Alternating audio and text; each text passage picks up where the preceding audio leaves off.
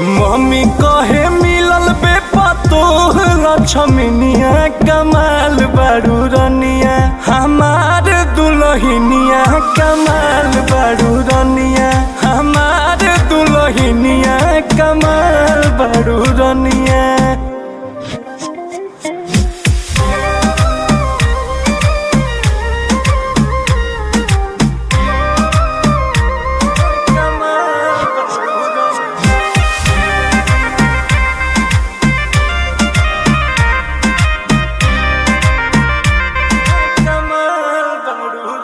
बड़ी डर लागे राजा बंद रख दरवाजा हमरा चिन्हक हो बुझाला।